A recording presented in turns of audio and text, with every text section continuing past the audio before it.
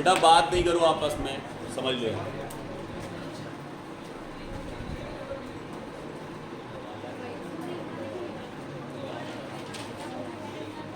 बेटा galvanic cell कभी कभी इस नाम से भी आ जाता है, डैनियल सेल, गैल्वेनिक सेल या डैनियल सेल। अब बात कर रहे हैं बेटा गैल्वेनिक सेल या डैनियल सेल का। तो सबसे पहले इसका स्ट्रक्चर अगर हम देखें तो आपने लिखा है इट कंसिस्ट, किस किस से कंसिस्ट होता है बेटा? एक Zn का और एक Cu का इलेक्ट्रोड होता है जो डिप्ड होते हैं आपके ZnSO4 और CuSO4 के सॉल्यूशन में। तो सबसे पहले हम दो कंटेनर ले रहे हैं और इन कंटेनर्स में रिस्पेक्टिवली हमने सबसे पहले लिया ZnSO4। फिगर बनाते समय याद रखोगे लेफ्ट साइड और राइट साइड का, left side anode, right side cathode, हमेशा याद रखोगे। ये नहीं यहाँ CuSO4 भर दिया, ZnSO4 और यहाँ पर CuSO4। इसमें आपका Zn का रॉड डिप है, इसमें आपका Cu का रॉड डिप है। क्लियर? और इनको वोल्टामीटर से हमने कनेक्ट कर दिया।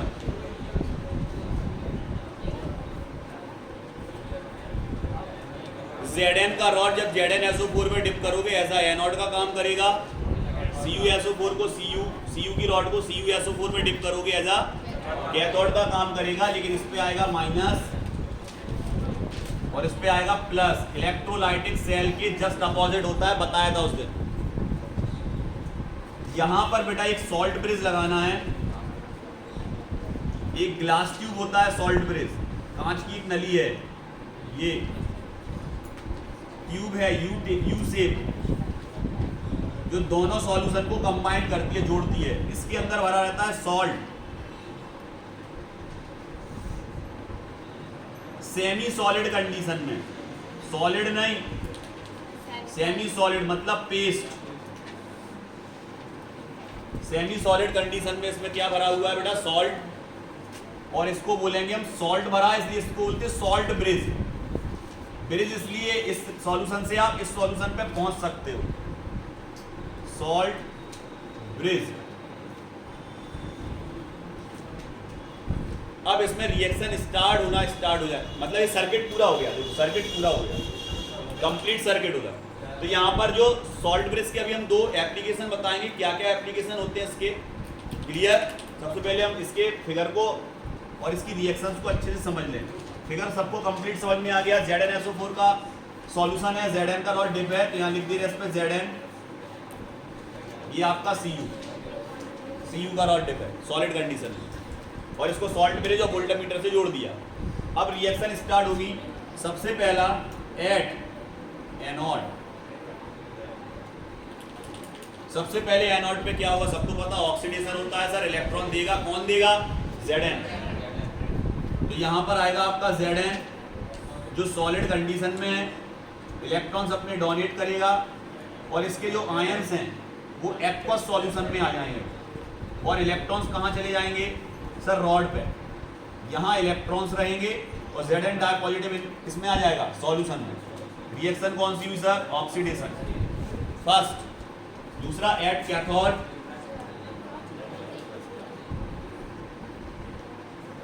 कैथोड में क्या होगा बेटा? Cu का रॉड सॉलिड एरो, सॉरी यहाँ पर क्या आएगा? यहाँ से इलेक्ट्रॉन्स आएंगे बेटा और ये इलेक्ट्रॉन्स को गेन कौन करेगा? Cu के सॉल्यूशन में जो Cu डाई पॉजिटिव आयंस होंगे, ये Cu डाई पॉजिटिव आयंस कहाँ जाएंगे? इलेक्ट्रोड पे। और Zn कहाँ आ रहे? सॉल्यूशन में। तो Zn डाई पॉजिटिव के फॉर्म में सॉल्यूशन में आ रहा और जो सॉल्यूशन में Cu डाई पॉजिटिव है वो इलेक्ट्रोड पे जा रहा। क्या करेगा ये? एक्वस सॉल्यूशन, इलेक्ट्रॉन्स को गेन करेगा और बनाएगा Cu सॉलिड, उल्टा होगा इसमें।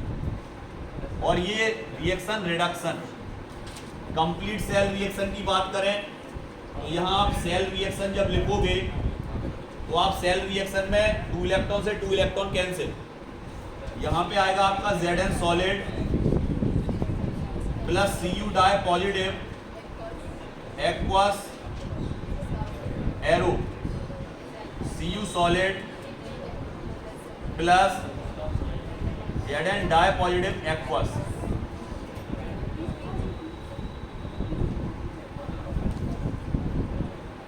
ये टोटल सेल रिएक्शन हो गई। अब गौर से देखो बेटा, यहां सबसे पहले तो ये देखो कि ये जो ZnSO4 का सॉल्यूशन था, आप समझना इस चीज को, ZnSO4 के सॉल्यूशन में Zn डाई पॉजिटिव और SO4 die negative ions equal number में थे। मतलब ये टोटल न्यूट्रल सॉल्यूशन था। बिल्कुल था सर।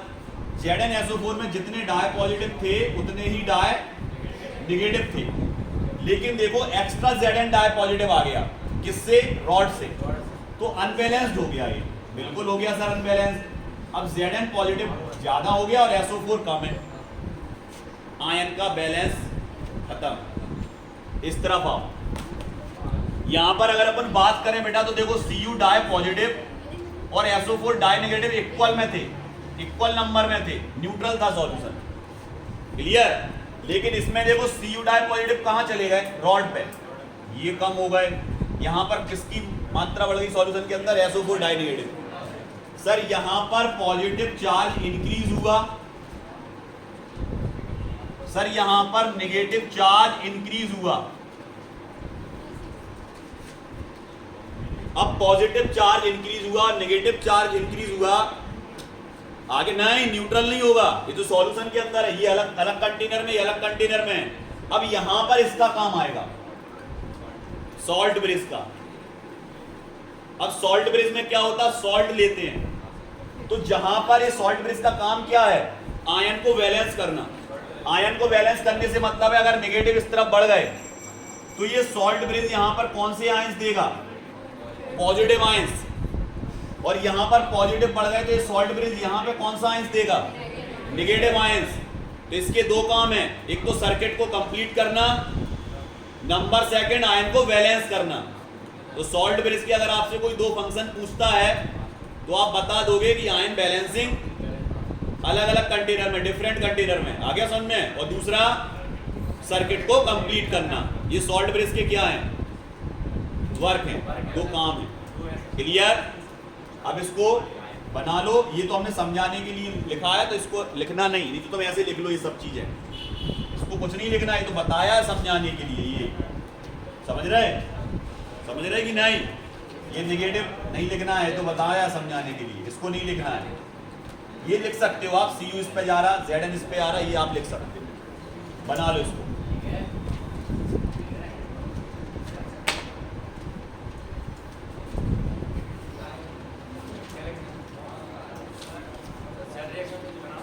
क्या फिगर बनना है? रिएक्शन लिखनी है तीनों।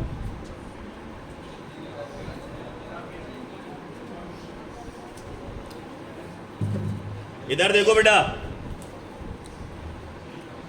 कभी कभी वो ये पूछ लेता है आपसे, इस सेल को रिप्रेजेंट करना है,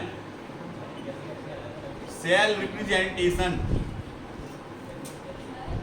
सर कैसे सेल को रिप्रेजेंट करेंगे?